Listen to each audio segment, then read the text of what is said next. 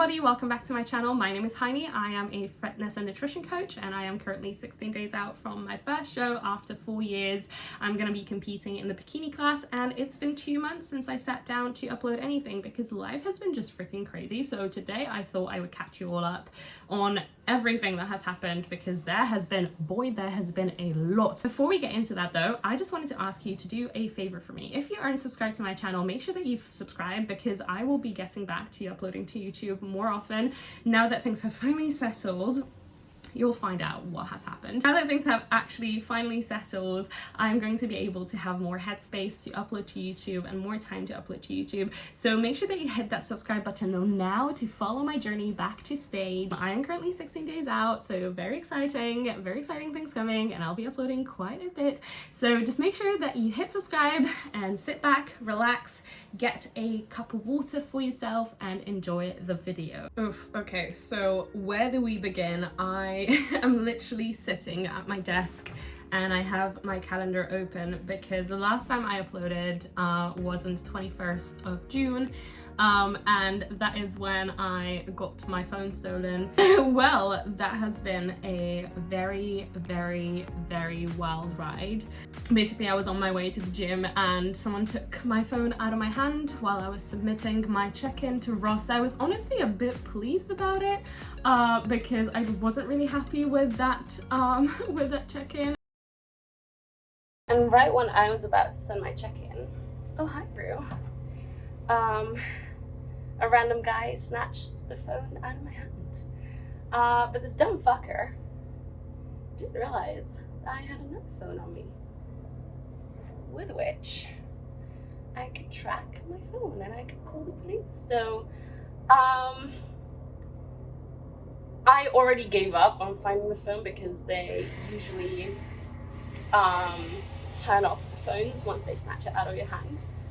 But this guy kept it on, which meant that the police were able to track it from my work phone, which was on me by chance. And we found it and they caught the guy with like a lot of other phones on him. So eventful morning, feeling safe finally that I'm home. I also had my client find me on the street, just like calling the police, so that was fun. Thankfully, I had my work phone on me, so I could call the police and we could track them down, and they caught the guy, so that was absolutely just crazy. Basically, after that, I just had my first consultation for my bikini on the 22nd of June with And Pose. She is basically a bikini maker who is not so well known, but her bikinis are absolutely gorgeous. And I decided to go with her because I've been seeing her bikinis on stage, in person, and I also just, you know, like loved that I could work with a smaller business and I could support smaller businesses because that is something that I absolutely love to do. So I actually had a couple more consultations, I think 3 more calls with her since then. She has sent me some samples and my bikini is almost done. As I said in the beginning of the video, I am 16 days out today. I'm looking at the samples right here and I'm so happy with how everything turned out and I can't wait to get my bikini soon. Afterwards, it was my boyfriend's birthday and I took him to puppy yoga as a surprise because he is just as obsessed with dogs as I am, which is so cool. So I decided to take him and surprise him with a puppy yoga in Richmond. It was really cute. It was more about the puppies, less about the yoga. Puppies were just running around everywhere and it was really cute. The week after was actually my client's first show. If you don't know, I do coach a very small amount of prep clients, usually prepping for the first shows in bikini class. I don't really specialize in competition prep, but there is a select few people who I decide to work with when it comes to competition prep, but most of the time I focus on lifestyle clients who just want to drop a couple of dress sizes and keep the weight off for good, who want to improve their strength, who want to get better at this fitness thing and this health thing. So basically it was my client's first show and it was just such a blast. We managed to get her on stage even though the circumstances weren't really the greatest. And then straight after that, when we came back from Birmingham, I went to Switzerland. So yes, I did travel on prep, and yes, it was very challenging, but it was my cousin's wedding, so I could not miss that. And after the wedding, early July, we ended up taking a train to Milan and just spending a couple of days there. Now, this trip was everything but easy, and it was quite transformative. I actually had a little bit of a existential crisis where I just started questioning why I'm prepping, why I'm doing everything that I'm doing, and I actually decided to start eating fish again. I have been bloating really bad from all the vegan meat substitutes, and it just came to a point where my body was just not digesting anything properly. Yeah, I decided to make a switch and I started eating fish again and I started eating seafood again. My diet is very much based on how my body feels and how I feel and what I crave and what my body wants. So I wasn't vegetarian or vegan because of the ethical reasons, because of sustainability. It was a very natural change for me to go from eating everything to vegetarian and then have some plant-based months. Now, because I'm on prep, my digestion has been kind of like getting more complicated, if that makes sense. Like, my digestive system has been just becoming like a lot more sensitive. So I decided to make the decision to go back to eating fish, which has helped calm things down, and I'm so happy that I made that decision. Now, obviously it wasn't like a really easy thing to do, but it just was more convenient for me and my body, and I started feeling better right after I quit eating those meat substitutes. Our trip back was very funny because we both thought that we were gonna come back on a Friday, and on Thursday we planned a day trip to Lake Como. Now, we arrived at the lake around like 11, and we got a call from our Airbnb host, and he was like, "Where are you guys? Like, your stuff is still here and you were supposed to check out today. What's happening?" And we were like, "No, that's not possible. We booked our flights for Friday." And we both thought we were gonna go back on Friday. Well, turns out that we booked everything for Thursday so we can be back on Friday already. It was an experience. We were stressed a bit, but then decided to just book another flight for the next morning, and instead of going back that day, we decided to just stay in Lake Como, enjoy our time, and our Airbnb host let us stay at his for one more night. And then our trip back was also quite adventurous. We wanted to book a taxi at the hotel nearby because they usually have the best deals, and they told us that apparently all the taxi drivers in Italy went on a strike unannounced, so we had to deal with that. That was mint. Very funny. We actually came up with like 5 different ways that we could get to the airport. We could walk it in 1.5 hours, we could take a Lime scooter, we could take public transport, and then we booked 2 Ubers.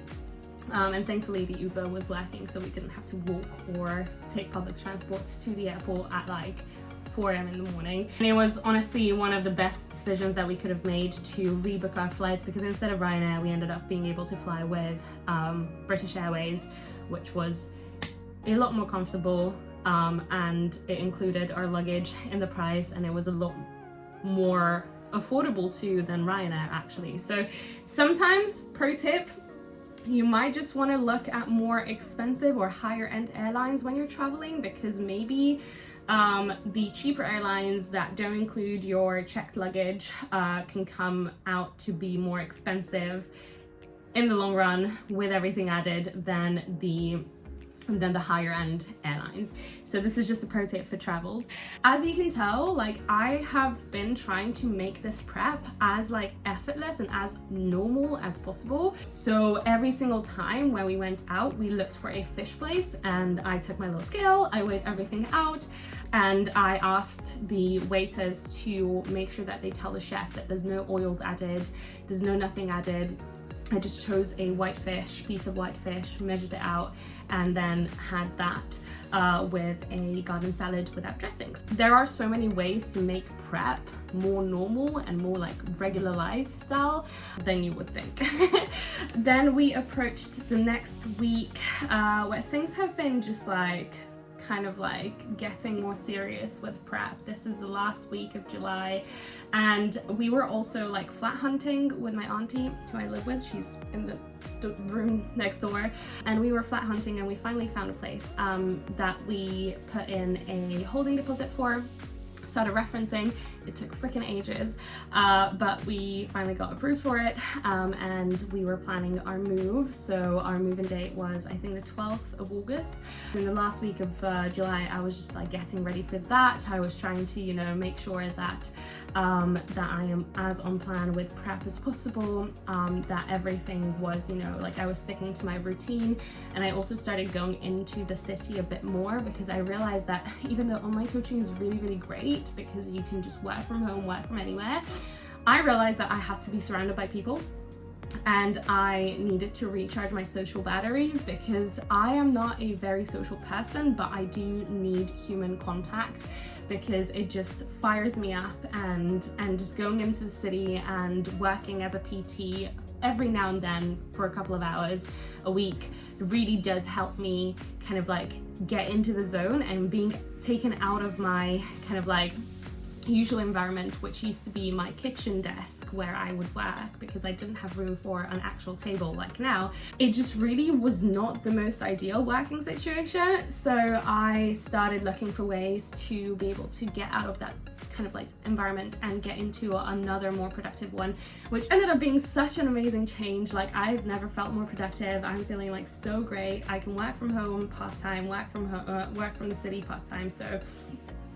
it's been great. A fun thing has happened. Saturday evening, we go to bed at midnight with my boyfriend. An hour later, my flatmates were knocking on my door, and I was just so annoyed. I was like, why are they knocking on my door? Why are they waking me up? I literally just went to bed an hour ago. Like we were planning to sleep in till like 9, and they were just knocking on my door, and they were like, honey, wake up. So I'm like, okay, what the hell is happening? I don't get it. And they were like, honey, there was a man in our house. So the story goes that when we went to bed at midnight, me and my boyfriend turned the lights off. Both of my flatmates were home. One of them just finished FaceTiming someone, and she put her phone away and thought that her cat was trying to come through her door, because Rue just did that. He's got his little box in there, and he's got his water in there, and he's got his like food in there. So she thought that it was her cat trying to come into her room. And then all of a sudden she saw some lights shining into her room, and she sat up in bed and saw this man slouched on the ground looking for stuff in her room. And she just stood up and she was like, what the fuck? And this man apparently just stood up and said, oh, sorry, and ran out. And she woke up my other flatmate, Rocio, and then they also woke me up. I think I just went numb because I was so tired and I was just so confused. But we were waiting for the police for quite a while, and they didn't come because apparently they were busy and they didn't have any units available. So we were waiting there for like 2 hours, maybe 1.5 hours for them to arrive, and they were nowhere to be found. So we just decided to grab all of our valuables and leave. And we were talking about what has gone missing. The girls had so many things stolen, and for me, I had a fanny pack missing that week and I didn't know where it was. Well, apparently it was taken by this guy. I went back on Tuesday to pack my things up because I was moving out anyways, so I just decided to relocate all of my stuff to my auntie's place. And I went back on Tuesday, and I actually started realizing that a lot of my stuff was missing. Like it wasn't anything like, you know, really valuable. It was just my fanny pack, my Buff Bunny bag, a couple of pairs of sneakers. Like it wasn't anything like big, but they were personal items, and it really just kind of like baffled me that this could happen. It was just a very stressful situation because I had to then, you know, commute into the city every single morning from North London, and I was very out of my routine. But thankfully, you know, the best part of this is that nothing really happened to any of us. Like, stuff is replaceable, but your life and your health is not. So, you know, we came out okay, and we didn't get harmed. So I'm very happy about that. And that week I basically was just, you know, working from my boyfriend's and working from the city, just on the go. It wasn't really ideal for prep. I was literally going into Tesco's and buying food that like was random food. Like, thankfully I had access to a fridge, and I had bought some like impromptu like meal prep containers from like Sainsbury's, so I could make salads and I could buy like ready-made fish, but it was just not ideal. But hey, at least I didn't quit prep. I didn't quit prep, and I pushed through. And then basically on the 12th we finally got our keys to the flat, and we moved in on the 13th with my auntie, and ever since then we have just been building furniture, we have been getting settled in, and it's been a good couple of weeks. I think 2 weeks, 1.5 weeks that we've lived here, and I'm just so happy with how things are going. It's such a nice area. I still can cycle to Muscleworks, which is my home gym. Right now I have 2 gym memberships, which comes in very, very handy because I can just pop in and out of the studio where I work out from, and I can get some of my cardio done here and there, some of my workouts done here and there at the gym group. And that brings us to today, where I am 16 weeks out, and 16 days out, and I have hit a new low at 59.9 kilos. We have been pushing really, really hard to get to sub 60 kilos, and things are working finally. Like, as you can see, I'm getting more and more defined. Like, it is actually freaky to see myself at this level of condition, because even the first show that I did, you can go back on my YouTube channel, the first show I did, I wasn't this lean. Like, I was maybe as lean as I was like 6 weeks out. I don't even know how my coach back then could allow me to compete. But yeah, I'm getting into a condition where I am happy about how I'm looking, because I am looking like a bikini competitor, and I could not be more grateful for, you know, the fact that I pushed through these hardships, and I had such an amazing support system in the person of Ross, in the person of my amazing partner, and in the persons of my friend group and family who were there and who were supporting me through these hard times and helped me out with so many things. So I just wanted to give a huge shout out to them. So yeah, this is how things have been going. Not ideal, but this is what happened since the last time we chatted. I know that I haven't really been uploading here, but it's just because it hasn't really been a priority for me. Like, I've literally been just trying to wrap my head around everything that was happening with my phone still in, with us getting burgled, with, oh, I lost my AirPods too the other day when I was cycling. Like, it's been just a lot. That is why I have not really been active on YouTube, but your girl's back. I am so happy to be back on YouTube, and you can expect a bit more videos from me. I'll make my best, I'll do my best to upload as much on here as possible in the next couple of weeks, because I am 16 days out. It's almost 2 weeks out, so 2 weeks, 2 days out, and things are gonna speed up from here onwards. And it's been 4 years since I last stepped on stage, so I got to document this. Like, I really need to document this. So with that said, I will wrap up this video here. I hope that you guys are okay and that you're staying safe. Remember that you can push through anything as long as you set your mind to it, as long as you don't let things that you can't control bother you.